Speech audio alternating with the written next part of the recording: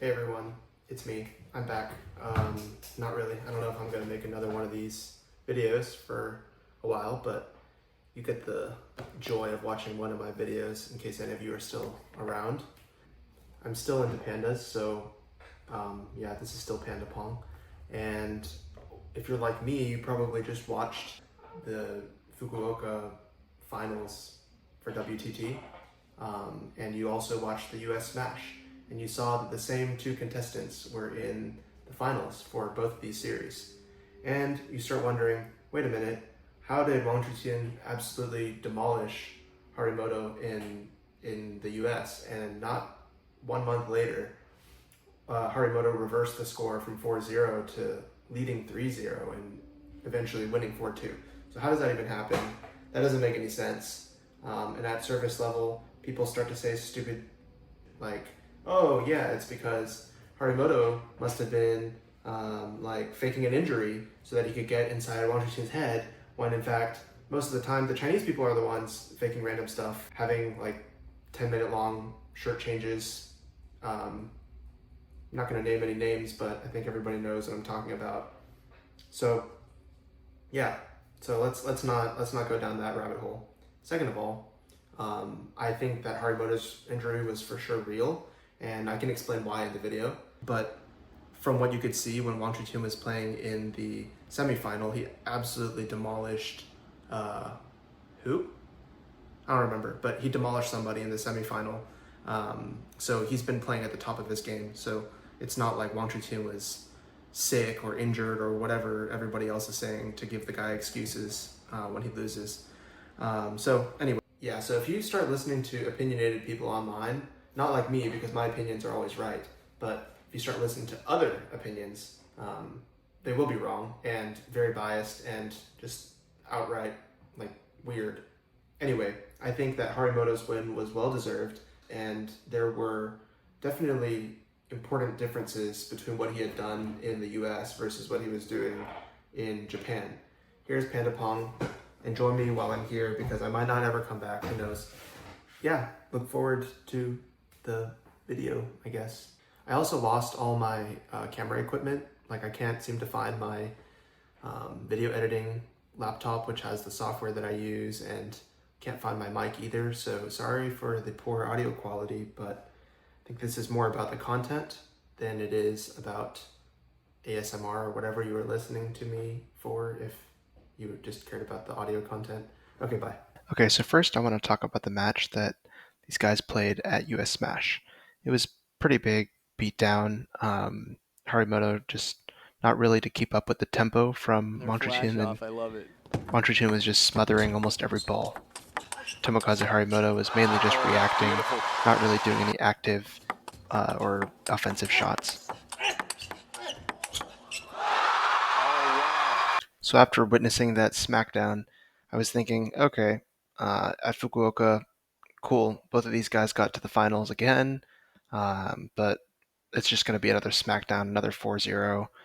Wasn't really that interested in watching until I was surprised to see that Harimoto won the match. So let's see how he did that.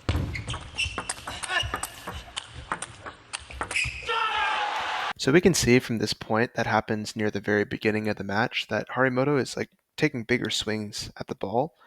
He normally stands close and does more reactive blocking and finds his opportunity to attack. But as we saw, Wang Chuqin wasn't really giving him that opportunity in their previous encounter.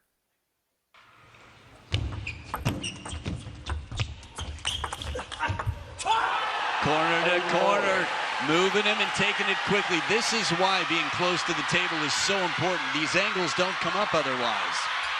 I think Adam Bobrow is right here that Harimoto usually plays close to the table off the bounce, but I think in this match specifically, he's really taking steps away from the table and trying to take bigger swings at the ball. Oh, those two counters. Tomo makes some incredible backhands here. He's kind of far from the table rallies, used to not suit Harimoto well, 9-3, but I think he's been improving on his far from table game with his forehand and his backhand loop, and it's really making its way into the game. Has come from, what fuel? That said, if Wang Chuqin doesn't take this,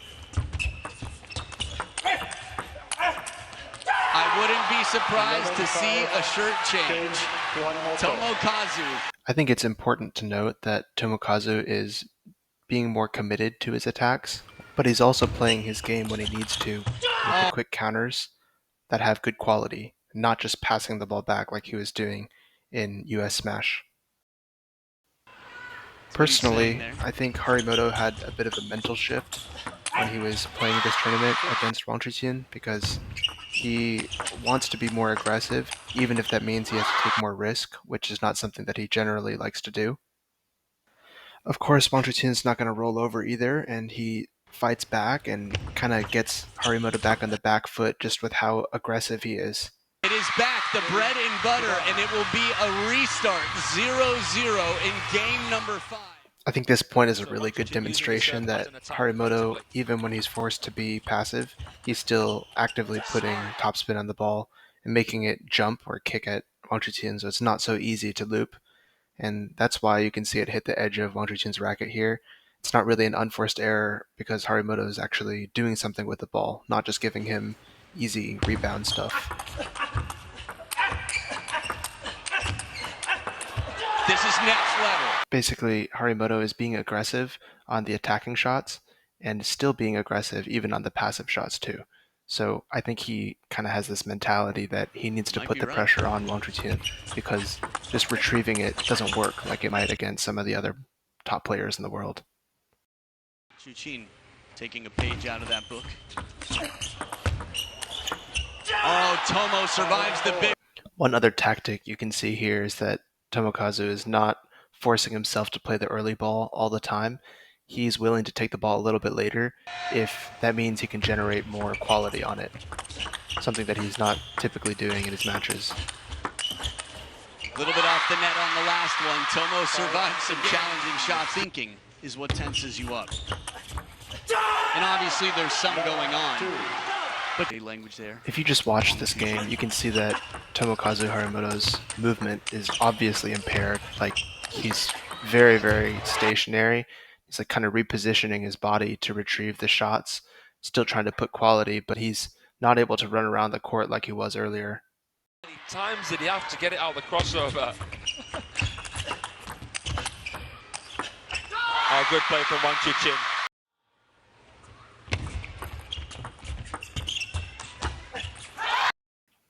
I just want to reiterate here that Harimoto is going for a lot on some of these shots, where normally he might just go with a very safe passive block, but he knows that that's not going to work against the world number one. Tomo does it! Tomo against all odds on home soil. Harimoto has taken down the top remaining seed, the world champion, Wang Chuqin. Alright, so at the end, I think what this match boiled down to was the mental that Tomokazu brought into the match, where he knew that he had to be aggressive even when he was trying to play safe. He still needed to do something with the ball, and he couldn't just be passing it back, which works really, really well against him versus 99% of the rest of the world, but against Wang Chuqin, that's not enough. And I think he brought an intensity to this match that he didn't have in US Smash. Maybe the home field advantage helped as well. Or maybe he knew he had to go more like for broke because he got pwned so bad last time. All these like mental factors actually make a really big deal. You can really see it in the match play that Tomokazu was actively trying to do more with the ball and not give any easy gimmies to Wang Chuqin. So that's my thoughts on this match, and I hope that you guys found it insightful. If not, just don't say anything because I really don't care. Okay, bye.